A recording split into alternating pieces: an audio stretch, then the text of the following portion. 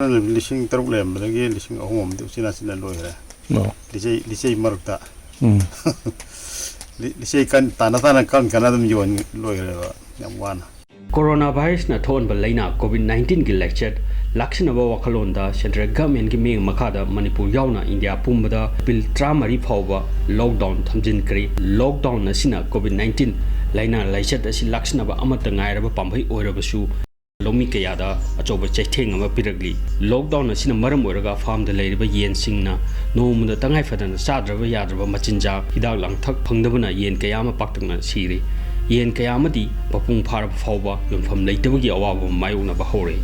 hoje yen gi ngaching sakchi phangdabana lockdown jena maram oiduna yen masak phangdabana maram oiduna yen se suki matik yen si sire aduga hoje sikdana natana hidak langthak phangdaba kaya ana hoje yen sisu masasi aningai leitana nong i phatsalakta sijalakba namaram oiduna ngasigi Manipur Sarakagi Magidagi Yellow Jeriba Yen Loibana Simba Mama Oiduna in Jeriba Koibu Yingchen View Haiduna Manipur Sarakagi Magida Hajeri. COVID-19 Namaram Oidaka Ilo Homakai Mari Taba Yen Shimo Home Singa Pangabati Kandang Mahudre Lemurbi Yen Kara Ashidadi Lengang Mapuna Masina Putukusin Tawi Ayaba Tibi Duna Jibasina Sip Kandang Matin Pangview Lomi singi matung ina set asida yen farm toriba lomi singi yen singna chanaba machinjak ayamba Guwahati yauna atopa state singdagi pulap launari adubu lockdown asina maram oiraga mapandagi lakadaba machinjak amata state asida laktre state asida leiriba machinjak sing asisu lomi atopa singna kansin khibana awaba oire yen yauna sasalgi machinjak sil commodity ki saru ama oibana machinjak sing asi lakpada apanma lehendana lomi singda phanghanba changi masigi su mathakta mari leinaba authority gi miyang makada farm gi yen sing asi miamda fanganba yanaba tangai phadaba thawak thorom khara paikhatpiu hainasu lomi sing appeal toragli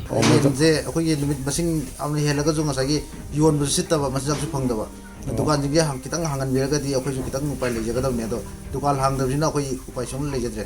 sidi akoi yen boy ba akoi di kok kut apu gi film da le re sinjak se akoi gwati dagi akoi chenja bane ado Siapa tu pesa thara tu ada godown dah leiten macam tu thar tu. Saya lagi kom maga logi tu saya tu mai lagi lesin laga kan jangan tham gini kan leita. Macam tu pangdam tar kadi hujil lebi yen jadi loin mak sih mana tu pais mana leiten. Nakalamromda Ministry of Home Affairs Disaster Management Division gi Joint Secretary na sehi esi March kuntarukta thoki ba cherol gi matungina India gi state amadi Union Territory singi Chief Secretary amadi Administrator singda animal feed amadi fodder sing asi essential item ama oina interstate movement apanba pidanaba khan ba laikre Manipur state ki oina di haribo order asi chatnadana leiri haina lomi kya amana pendaba fondoragli India government ki oina di nga machinjak yen machinjak ok machinjak san machinjak sidi free oigadamne haibagi order amadi laibani koi Manipur ki oina di sigi order si ngakna chatpidaba haitare sigi paliba government asina masigi matangda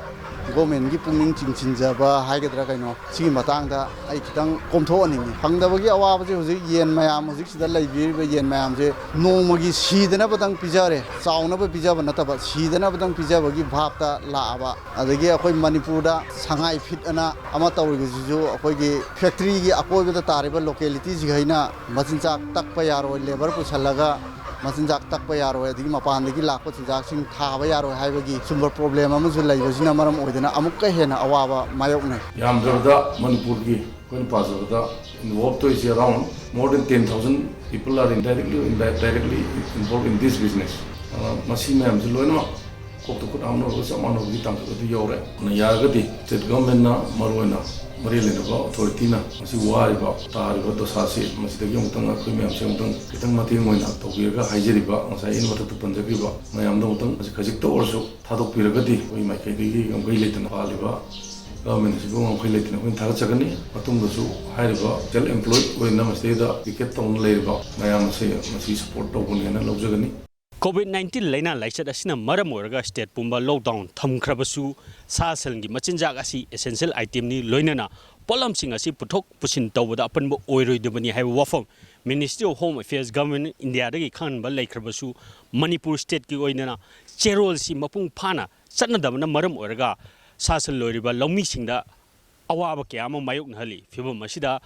Manipur ꯂꯩꯉꯥꯛ ꯑꯃꯗꯤ ꯃꯔꯤ ꯂꯩꯅꯕ ꯑꯣꯊꯣꯔꯤꯇꯤꯅ ꯄꯨꯛꯅꯤꯡ ꯆꯪꯕꯤꯗꯨꯅ ꯑꯋꯥꯕ ꯇꯥꯔꯕ ꯂꯧꯃꯤꯁꯤꯡꯒꯤ ꯃꯇꯦꯡ ꯄꯥꯡꯕꯤꯌꯨ ꯍꯥꯏꯕ ꯋꯥꯐꯝ ꯊꯝꯖꯔꯤ ꯀꯦꯃꯦꯔꯥ ꯄꯔꯁꯟ ꯄꯤꯕꯒ ꯂꯣꯏꯅ ꯄꯥꯎꯗꯝꯖꯔꯤꯕ ꯚꯛꯇ ꯇꯔꯥꯝꯕꯝ ꯏꯝꯄꯦꯛ ꯅ꯭ꯌꯨꯁ ꯏꯝꯐꯥꯜ